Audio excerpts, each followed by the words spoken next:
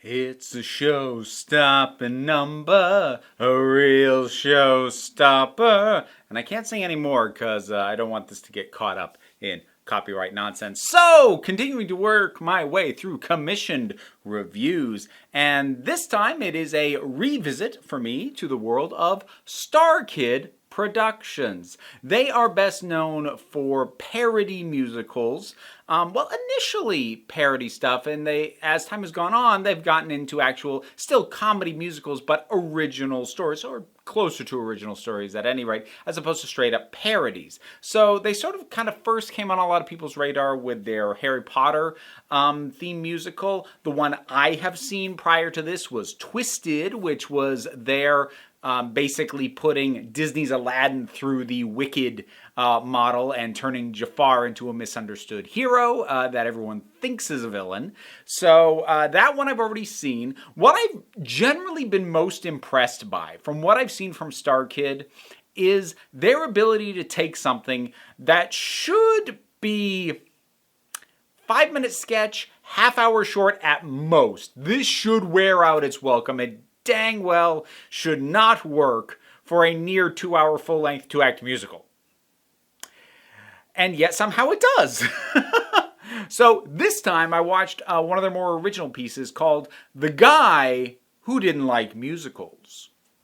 Now, I am going to have to talk pretty openly about this. So if you like Starkids, if you like musical comedy, then honestly, I would recommend checking out. It's available for free viewing right here on YouTube. I'll put a link in the description. So there's no reason for you not to watch it before engaging with this review if you are concerned about spoilers. I enjoyed it. It was funny. But for me to talk about the reasons why, it's going to involve me talking about things that honestly I think you're better off not knowing. Because honestly, I knew nothing about this other than the title and having seen one other Starkid piece before. I did not know anything about the plot or where things were going to go with it. And if I tell you even just sort of a broader, here's basically what it is, it's going to give away some stuff that was fun to realize as it went on. So that's kind of your warning there. Now, if you do need to know a pitch before you're willing to commit the time, what this actually pans out to be is basically a musical version of Invasion of the Body Snatchers, which I'm really here for.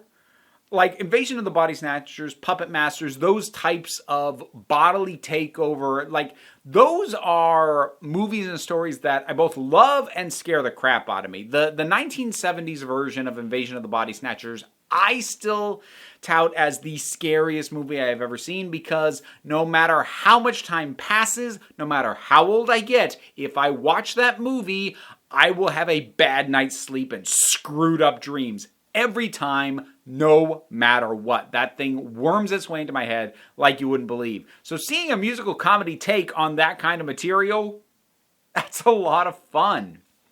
And the thing is, if you are used to those sorts of stories, you should know that anything that's going to tackle a Invasion of the Body Snatcher style story, even as a parody, it's going to have to get dark at some point. Like, the happiest that these things tend to turn out is if it's like in a kid's cartoon that's parodying the idea, and ultimately in those it'll turn out, oh, well, if we just do this, everyone who was taken over will be okay. But if that's not the situation, or even if that is the situation, there's still a lot of tension in the whole idea of like, this person who I know and trust now still looks like themselves but is not, and is something else, and I don't have time to mourn that fact because now they want to hurt me and turn me into something like them. That's at the core of this, whether you are doing parody or doing it for real. And this really does kind of ride the line, and it allows the story to get surprisingly dark, even though the music never really reflects that. So here's the funny thing for me about this. I do have kind of a soft spot and a little bit of a penchant for darker musicals. Not all of them, but I think the fact that generically musicals are thought to be upbeat and happy and peppy, and you come out of the show, snapping your fingers, since that's sort of the stereotype of stage musicals, I always kind of do have a little bit of favoritism towards the stuff that doesn't do that. Like, I do appreciate that, but I like stuff that gets a little darker, a little more serious. I think that's at least part of the reason why I like things like Phantom of the Opera, Les Miserables, Blood Brothers, Next to Normal, and shows like that. But what's interesting is, in those examples I just cited, the music itself is actually fairly dour and downbeat. Here, even though the story, if you actually think about what it is that's happening, is dark and is downbeat, and it is in a heavier headspace narratively, but the music is still that nuts upbeat stuff. It's a fun contrast, and that's where the comedy comes from, is that dissonance. Because the way it works in this narrative is that getting taken over means you start singing as if you're in a musical. The invasion itself is an invasion of the musical. And so that's why Paul, our titular guy who doesn't like musicals, is the perfect protagonist for a story like this. And so what that means is, by default, virtually every song is a villain song. Because if they're singing, they're a danger and they're a threat. So there really aren't any hero songs in this. Like, there's a couple songs at the very front end before the invasion starts that have narrative justification for why that person is singing. It's not that they're taken over. You have people working in a coffee shop where for tips they sing for tips, and things like that. But then once the plot really kicks in, every song's a villain song by default, despite a wide range of tones and themes and core concepts and the characters who are actually doing the singing. That's nuts. And I kind of love it. Like, this kind of thing is, again, it's the sort of thing that if you were to tell me this is what you're going to do, I would say, okay, good luck to you, because I talk about this sometimes. One of the things my brain has a tendency to do, I don't think of myself as an exceptionally negative person, but I can be a very cynical person insofar as when I see an idea, a concept, a pitch, I can't stop my brain from figuring out all the ways that could go wrong. I don't automatically assume that it will, but my brain is automatically going to sort, okay, here's all of the pitfalls you need to avoid for this thing to work. Do you really think you can avoid all of those? But that does mean that I get genuinely uplifted when something does avoid all those pitfalls. I have a real soft spot for things that should not work. For what the idea is and for the way it's planned on happening, there's no way that should work.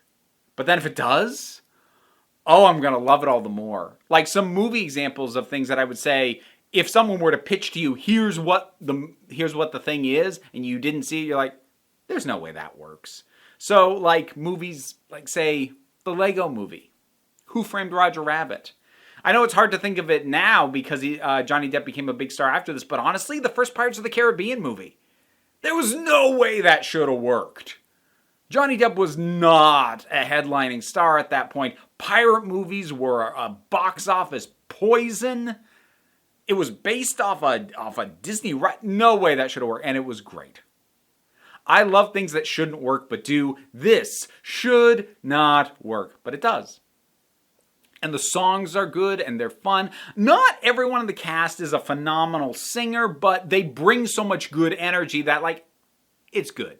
It works. And I'm not the world's best singer. So I don't want anyone to think that I'm saying that because I think I could do it better. But like, I've been in enough theater and enough musicals and, did chorus in high school and things like that, and do still remember doing it, that I can kind of pick up when someone's like, okay, that's a little off. And there's one that leaps to mind. And there's a couple of others that have moments. I'm like, but again, the energy is absolutely correct, even if the notes waver just a little at a couple of points. So even that's a nitpick. And this really does take advantage of the theater experience. Though obviously watching it on YouTube, you don't get to fully experience what that's like. But this was done in front of a live audience, so you get that live audience feedback. You get the laughs, you get the claps, you get the gasps, and also sort of the interaction with the audience at a few points, and a couple of really nice fourth wall break acknowledgments of the artificiality of theater. So like these characters are fleeing this place, and there's really no sets. You know, the set is they bring in a table and a couple of chairs. But these three characters are like, we gotta get out of here. And they're like, should we take these chairs? Yeah, grab the chairs. I'll get the keyboard. And they grab these things and run up. There's no reason for the characters to grab these, but these need to be cleared so we can start the next scene. So the characters just say, I'll grab this, and as they run off stage. And that's the kind of, it's not really a fourth wall break. I call that a fourth wall lean. You're not breaking the fourth wall, but you are leaning on it just casually, like, we know it's there. So I appreciated that there were layered jokes, and there was also a lot of character-based jokes. As much as I say, like, my personal enjoyment of this came from sort of my own history and appreciation of musical theater, you don't need to necessarily have that history. That's how I took my enjoyment, but a lot of the humor and stuff is character-based, which is something that you can get just from the story in and of itself, even if you don't have a background in theater. I just think that having a background in theater might give you a appreciation of some of the more inside jokes in terms of how musical theater tends to go and, you know, the way people react when characters burst into song. You know what was the other just weird random thing before I wrap up? I'd seen a surprising number of small clips of this on TikTok, because sound bites from this are fairly commonly used on TikTok. And so there were like random snippets that are like, oh, I knew that bit. So that's random and means nothing. But that was part of my viewing experience, so there you go. The guy who didn't like musicals. I liked it. Have you seen it? What'd you think about it? What is your favorite Starkid production if you have seen more than this one? I would personally rate this one over Twisted. If you were to say one of the two Starkid things that you've seen you get to watch again, pick one, I'd probably go with this one over Twisted, but Twisted is still very good. I should watch some more of their stuff, and I am appreciative of being commissioned for it, because me finding time to sit down for 2 hours to watch something that I'm not going to make a video on is not always easy. But if you want to support and possibly even do your own commission of Starkid or anything else you feel like, I have a Patreon, and there is a tier of support where you can commission me. But even if you're not able to spring for that, any amount you're able to chip in helps. But you know what? Don't sweat it too much, because take a relaxed attitude around here. The likes, shares, and subscribes all help me out, so just, you know, feel free to do that, or even if you don't, just come on back next time you need a break. Jazz hands.